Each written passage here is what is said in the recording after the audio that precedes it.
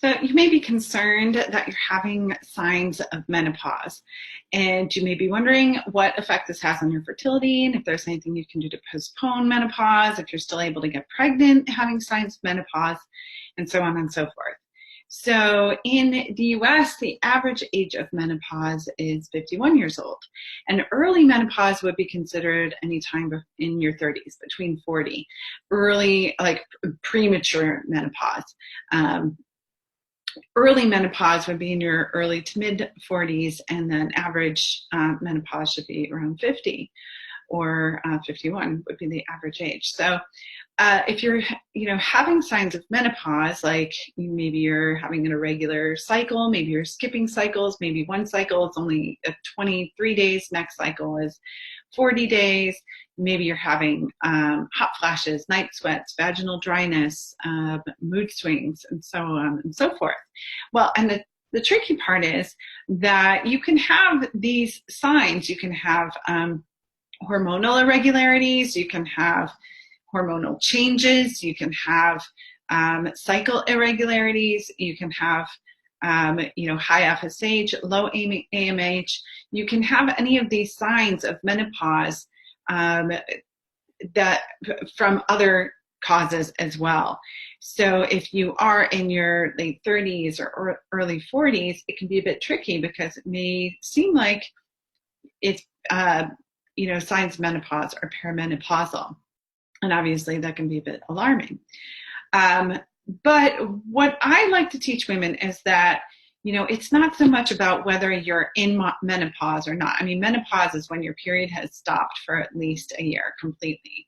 And you're in that age bracket of, you're in unless you've been diagnosed with premature ovarian failure, you're in the range of menopause. There are other reasons why you may not be getting a period for a year, like polycystic ovarian syndrome, amenorrhea caused by, say, malnutrition, or there can be some other reasons. But if you're in your 40s and then you haven't gotten your period for over a year, then this may be an indication that you have gone through menopause. So that's a bit tricky. But if you're just having perimenopausal symptoms, or just perimenopausal symptoms may or may not indicate that you're approaching menopause, or they may just be an indication of, like women in their 30s can also have cycle irregularities, or women in their 20s can also have cycle irregularities, night sweats and hot flashes, and so on and so forth.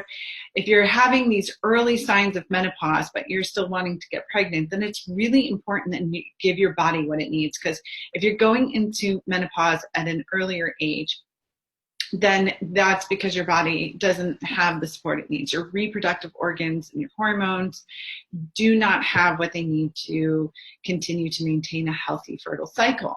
But this doesn't mean that you're becoming infertile and that you're about to go into menopause. You can postpone menopause by giving your body what it needs so that you can reverse that and go back and have a healthy cycle. Because as long as you're still ovulating, then it's still possible for you to get pregnant. So the goal then is to balance your hormones and to support egg health, and to also have a healthy uterus so that implantation can take place. And so whether it's early menopause or whether it's just, cycle irregularities because of your lifestyle and because your body isn't getting the support that it needs, doesn't really matter. What matters is what you do about it. So like in my program, Fertility Activation Method, I teach women how to track the signs that they're having, the symptoms that they're having throughout their cycle. What are their periods look like? How often is their period coming? What other symptoms do they have? Are they having night sweats, hot flashes, mood swings? Do they have digestive irregularities?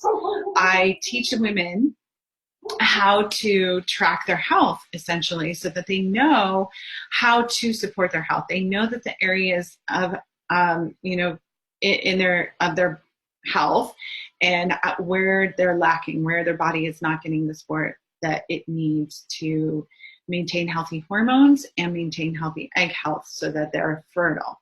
And then I teach the tools to be able to give your body that support through my acupressure protocols that are done throughout the cycle, through castor oil packs, through abdominal massage and meditations and specific exercises and dietary supplements and so forth. So that if you're having an irregular cycle, if you're skipping periods, if you're having mood swings, if you're having night sweats, hot flashes, if you have high FSH, low AMH, poor egg health, or a low egg count, any of these issues, what you can do to overcome these symptoms, reverse these symptoms, get your body back into a healthy rhythm, balance out those hormones so that you don't keep going in the direction of menopause, so that your body, your fertility is starting to decline.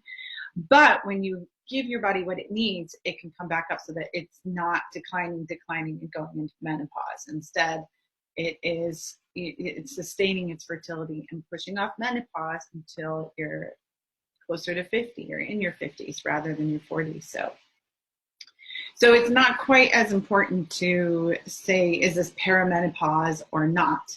As long as you're still having a cycle and as long as you're still ovulating and it hasn't been a year that you've gone without a cycle, then you can still support your fertility to get pregnant. So hopefully that is a bit reassuring. And if you're still wanting a baby, if you're still wanting to try to conceive and have your own biological child, then you definitely need to give your body all the support that you can to postpone that decline in your fertility and restore and rejuvenate your fertility and keep it thriving until it truly is time to make that transition.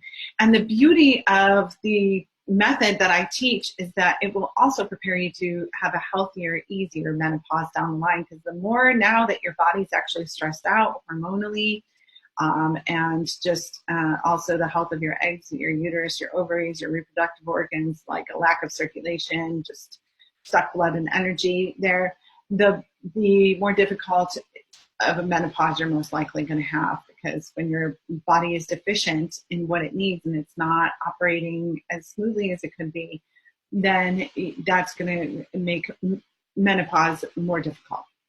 So whatever you're doing to support your fertility will also end up supporting a healthy transition down the line.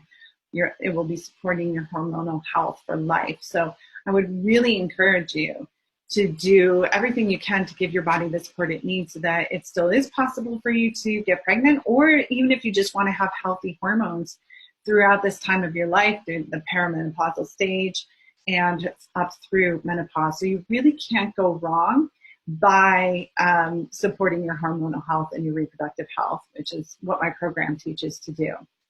And so again, I teach you how to measure your health and fertility and how to read the signs and symptoms that your body is telling you, and then provide you with the tools like my signature acupressure protocols that I developed clinically, that have been proven clinically, along with the other tools that I teach in my program to maintain your reproductive health. So hopefully that shines a little bit of light on, being perimenopausal and what that means for your fertility and your ability to keep trying to conceive, and what you can do about it to really give yourself the best support. And if you want to learn more, I would invite you to sign up for my free masterclass. You can sign up for free in the link above this video. It's my #1 fertility secret for getting pregnant without drugs or IVF, but it's also completely relevant if you are using IVF or any kind of fertility treatment. It can help you to prepare for that as well. And I go over my 4-step method for preparing your body for conception, whether you're trying naturally or with IVF. And you want to make the most of your IVF cycle or fertility treatment cycle. And it's totally applicable for women in their late 30s and early 40s, in perimenopausal women. I have so many clients that are perimenopausal that ended up being healthier and more fertile at 40 and over 40 than they were in their 30s. I kid you not. Because again, it comes back to giving your body what it needs. And it's not necessarily just a matter of what your age is. You could be more fertile at 40 if you're supporting your body in ways that you weren't when you were 30. So you can, again, sign up for free in the link above this video. And I hope to see you there.